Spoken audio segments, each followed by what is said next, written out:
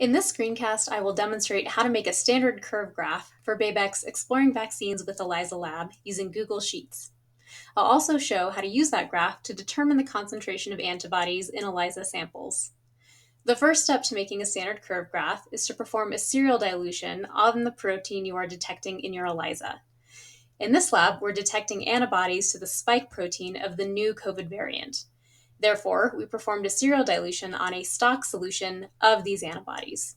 The starting concentration of this stock solution was 1 microgram per milliliter, and we performed a series of 1 to 2 dilutions on that stock. We were also sure to include a negative control sample with a concentration of 0 micrograms per milliliter. We then performed an ELISA on these serial dilution samples, as well as on the blood samples from the vaccine clinical trial participants, and measured the resulting color signal from each sample using the SpotCell app. Now that we have the color signal data, we can make the standard curve. The first step is to open a new Google Sheet. We will put the data for our serial dilution samples in the top left corner and use this table to make the graph. First, label column A with concentration and the unit, micrograms per milliliter, and label column B color signal. Concentration will be the x-axis of the graph, and color signal will be the y-axis. Next, enter the concentrations of the serial dilution samples, starting with the lowest concentration. This was our 0 microgram per milliliter sample, and that was tube 5 in the lab. The next was tube 4 with a concentration of 0.125, tube 3 with a concentration of 0.25, tube 2 with a concentration of 0.5, and tube 1 with the stock solution, which was 1 microgram per milliliter. Next, enter the color signals that corresponded to each of those samples.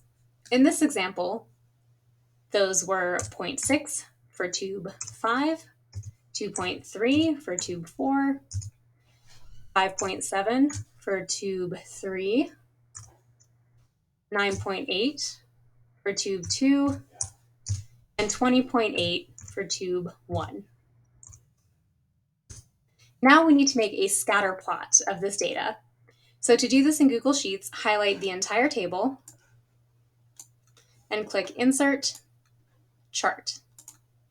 And it should automatically pop up with a scatter plot. Next, we need to find the linear graph that fits these data points.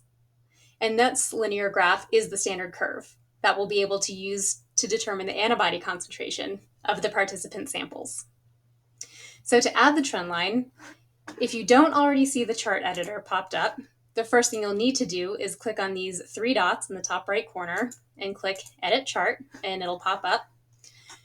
Go to Customize, find Series, and then scroll down until you see a box that says Trend Line. Go ahead and check that box, and there is the line that fits our data. But to be able to use this graph, we need to know what the equation of this line is. So since it's linear, we know it's going to have the format y equals mx plus b. And to find out what the actual values are, scroll down a little bit in the Edit Chart Series area, find where it says Label, and there's a drop-down menu. Click on the drop-down menu and click Use Equation, and that'll pop up with the equation right up here. And Google Sheets is a bit of a funny format, so you won't see the y equals part, and then the mx part here is the m is slope of the line, so the slope of this line is 20.3, and then plus b is the y-intercept, so the y-intercept of this line is 0.213. We'll also want to display the r-squared value, which measures how closely the trend line fits the data points. The closer the r-squared value is to 1, the better the data fits your line and the more reliable your data is. If all your points were in a perfectly straight line, your r-squared value would be 1. And ideally, we're looking for an r-squared between 0.95 and 1.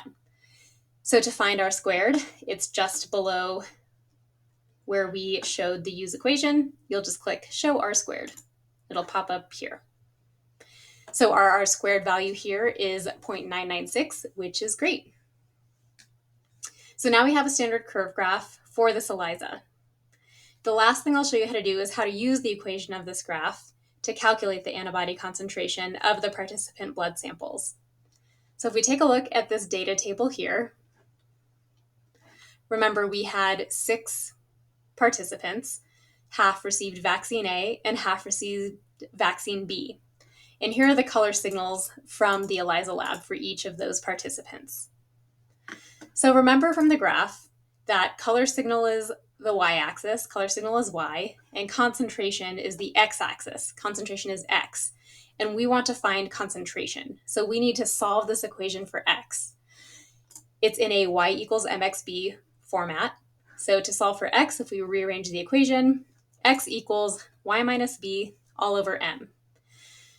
So what we need to do is plug this equation, this x equals y minus b over m equation, into Google Sheets, making sure that we enter in y as the color signal for each of the participants. So to do that, click on the cell, start with the equals sign, and then start with the parenthesis, y. So click on the box, that is our y, that is our color signal, minus b, which from our equation is 0.213.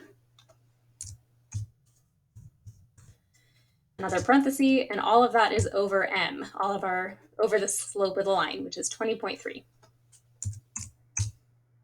And click return, and there you go. We could take this suggestion to autofill. I'll just show you how to do it manually real quick. So that's the concentration of antibodies in the blood of participant A1.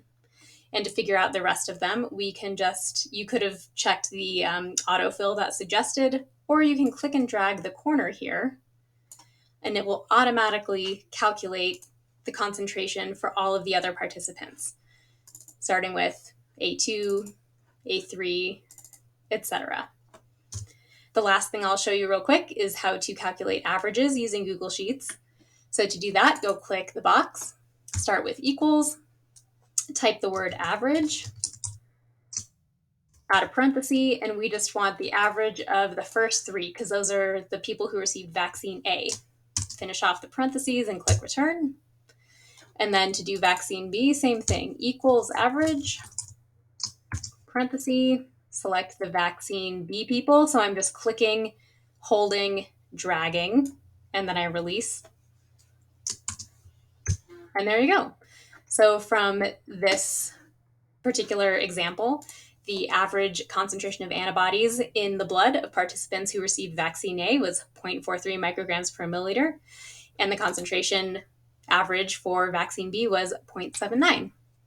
So we've successfully made a standard curve graph with our serial dilution samples and used it to determine the antibody concentrations of the vaccine trial participants.